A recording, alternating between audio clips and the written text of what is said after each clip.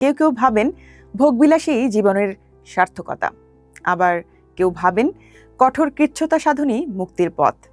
বর্তমানের work life balance বা কর্ম ও জীবনের ভারসাম্যের কথা আমরা প্রায়ই শুনি। বুদ্ধের মধ্যম পন্থা ঠিক এই কথাটি 2500 বছর আগে বলেছিলেন। আমরা আমাদের জীবনে প্রায় দুই চরম সীমার মধ্যে দুলতে থাকি। হয় আমরা কঠোর পরিশ্রমে নিজেদের নিংড়ে দেই, নয়তো চূড়ান্ত অলসতায় ডুবে যাই।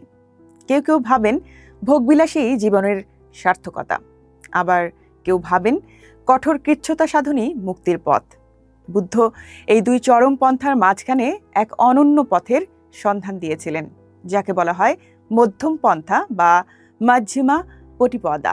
বুদ্ধের এই দর্শন আমাদের শেখায় যে জীবনের সুর তখনই বেজে ওঠে যখন তার তারগুলো খুব বেশি টানটানো থাকে না, আবার খুব বেশি ঢিলও থাকে না। এটি কেবল আধ্যাত্মিক পথ নয়, এটি জীবনের প্রতিটি ক্ষেত্রে সফল হওয়ার এক চিরন্তন কৌশল।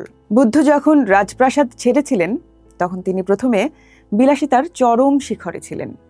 পরে তিনি বনবাসে গিয়ে শরীরের উপর অমানসিক কষ্ট চাপিয়ে দিয়েছিলেন, এমনকি না খেয়ে কঙ্কালসার হয়ে গিয়েছিলেন। কিন্তু তিনি দেখলেন অতি ভোগে যেমন সত্য পাওয়া যায় না, তেমনি শরীরকে কষ্ট দিলেও মন প্রজ্ঞাবান হয় না। তিনি সিতার বা বাদ্যযন্ত্রের উদাহরণ দিয়ে বুঝিয়েছিলেন, সিতারের তার যদি খুব বেশি টানটান করা হয় তবে তা ছিঁড়ে যায়, আর খুব বেশি ঢিল রাখলে তাতে সুর বাজে না। জীবনটাও ঠিক তেমনি।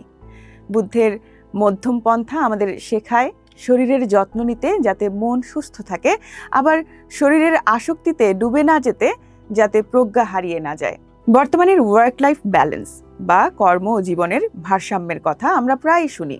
বুদ্ধের মধ্যম পন্থা ঠিক এই কথাটি 2500 বছর আগে বলেছিলেন। আমরা যখন ক্যারিয়ারের পেছনে ছুটতে গিয়ে পরিবার বা নিজের স্বাস্থ্য ভুলে যাই, তখন আমরা চরম পন্থায় চলে যাই। আবার যখন লক্ষ্যহীনভাবে সময় নষ্ট করি, তখনও আমরা ভারসাম্যের বাইরে থাকি। বুদ্ধ আমাদের অষ্টাঙ্গিক মার্গ বা 8টি সঠিক অভ্যাসের কথা বলেছেন, যা আমাদের চিন্তা, কথা এবং কর্মে ভারসাম্য আনে। এটি আমাদের শেখায় কিভাবে একজন সাধারণ মানুষ হিসেবে থেকেও মানসিক প্রশান্তির শীর্ষে পৌঁছানো যায়। মধ্যম পন্থা মানে কিন্তু আপোষ করা নয়, বরং এটি হলো সঠিক বিচার বুদ্ধি প্রয়োগ করা। এটি আমাদের উগ্রতা থেকে বাঁচায়। আজকের পৃথিবীতে ধর্মীয় বা রাজনৈতিক যে চরমপন্থা আমরা দেখি, তার একমাত্র নিরাময় হতে পারে বুদ্ধের এই উদার দর্শন। যখন আমরা বুঝতে পারি যে সত্য কোনো একটি নির্দিষ্ট চরম বিন্দুতে নেই, বরং তা রয়েছে সহনশীলতা ও ভারসাম্যের মধ্যে, তখন আমাদের ভেতরে এক গভীর স্থিরতা তৈরি হয়। এই ভারসাম্যই আমাদের দীর্ঘস্থায়ী সুখের দিকে নিয়ে যায়। বুদ্ধের এই পথ অনুসরণ করা মানে হলো নিজের জীবনের লাগাম নিজের হাতে নেওয়া এবং ধীরস্থিরভাবে এগিয়ে চলা। মধ্যম পন্থাই হলো সেই রাজপথ যা আমাদের অশান্তির ঝোড়ো হাওয়া থেকে বাঁচিয়ে পরম নির্বাণের শান্ত বন্দরে পৌঁছে দেয়।